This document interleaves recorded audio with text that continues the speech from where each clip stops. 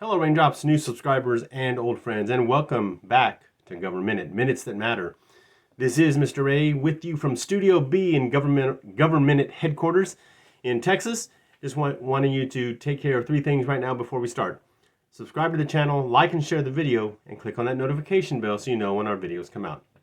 As always, this video is dedicated to the glory of God who blessed this land.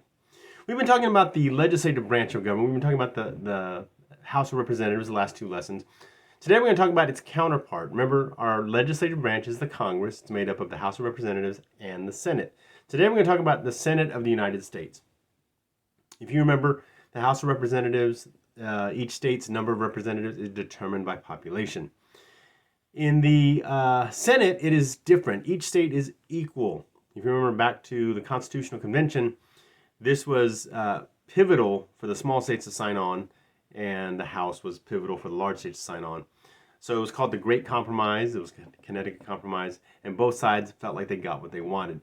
So in the Senate, you have equal representation. You have 2 senators per state. So right now we have a total of 100 senators for the 50 states. They serve a 6-year term with unlimited re-election. Once again, the problem in the Senate, just like in the House, people in Washington up there way too long forget what the common people go through.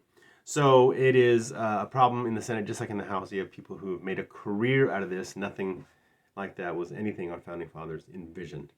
They figured someone would go up, serve their time, a little bit of time, 6, 8, 10, 12 years, depending on the office or offices, and then go home and resume their normal life. Some people have made a career out of politics and have gotten very rich doing so. Not all, but most. So originally, our senators were appointed by our state legislature. Every state's legislature would appoint the 2 U.S. senators to Washington. This had the effect of making sure that our state's interests were represented, not just the people. The states complain, rightfully so in a lot of cases, about unfunded mandates. Washington says you have to do this, but you get no more money to do it. And so the state has to foot the bill.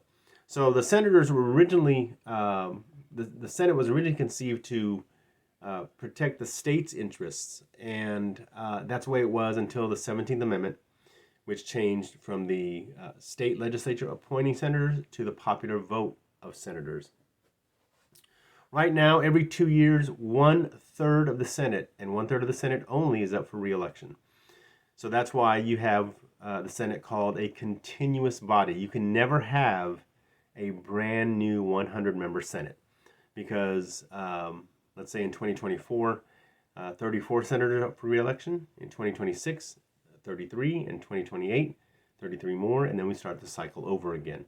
So only 1/3 of senators are up for re-election at one time, and your state will never have both senators up for re-election at the same time.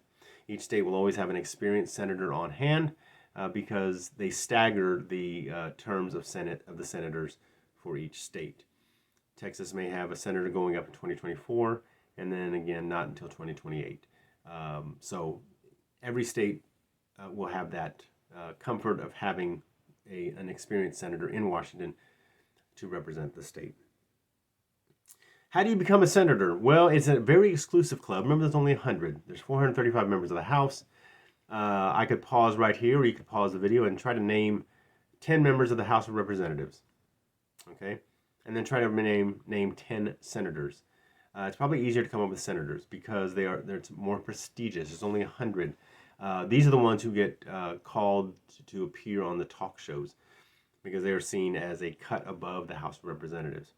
If you have a House member who has no particular expertise in whatever is being talked about on a show, that's probably because they couldn't get a senator. Senators, again, are much more prestigious and they're held in higher esteem politically than members of the House of Representatives. So to become a senator, the formal qualifications are not much different than the House. A little cut above, but not much difference. Number one, you must be at least 30 years old.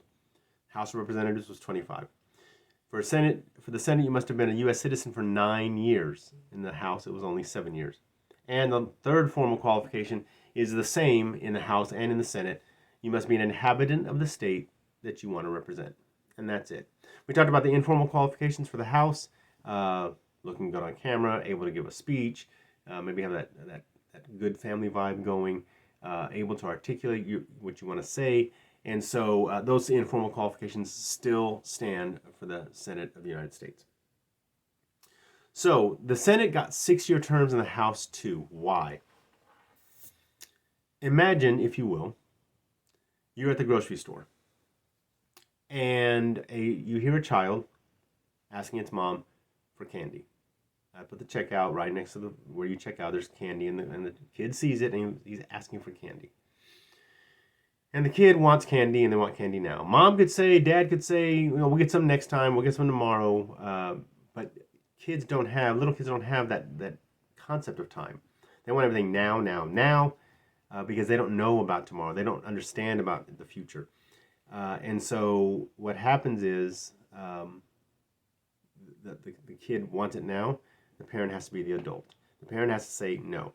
For example, if you gave a child a bag of Hershey's Kisses, and no, I don't have any sponsorship deals with Hershey's, but if you want to call Hershey's, and you give them a bag of Hershey's Kisses, a 4-year-old kid, and you leave it on the table in front of them, and you walk away, what's going to happen with that bag of kisses? Well, the kid's going to eat. And eat and eat and eat and eat and eat. And it's going to eat so much that later on they will be sick. If there's no one to stop them, they will eat until they are sick. That's kind of like the House of Representatives. The House needs everything now. Why? They have to run for re-election in 2 years. When you get elected to the House, you start the first day, you take the oath of office and you put your hand out for more funds to start running for re-election. And it sounds good now, that all that candy to that kid sounds real good, but later on there's going to be trouble. And the House and Senate got different terms of office because one was supposed to be let's take care of what needs to be taken care of now, the House. Now. They only have 2 years and they have to run for re-election. The Senate was supposed to be the adult. The Senate was supposed to be the one who says, you know what, House, this looks good now. What about 5 years from now? What about 10 years from now? What's that going to do to our budget? What's that going to do to our country? What's that going to do to various economic entities, various economic interests? How's that going to play out in the long run? The House is supposed to be fast. The Senate is supposed to be more deliberate. And notice the balance. Notice the balance our founding fathers built into the system. Now. Let's look later. And they kind of cool each other. The House heats up the Senate cools down the House. That way, the passions of the moment don't get quickly and rapidly swept up into laws, and the long-term look of the long-term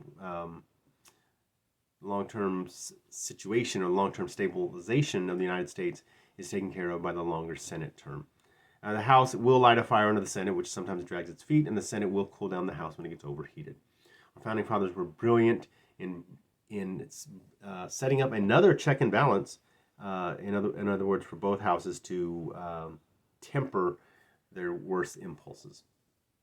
So that's the House and Senate. Next time we're going to talk about how they operate. It's a little different in each. Obviously, you have 435 members in one. You have 100 members in another. It's going to be a little unwieldy to have a huge open-ended debate in the House, but not so much in the Senate. We'll see what they're going to say. We'll see what they say about that next time.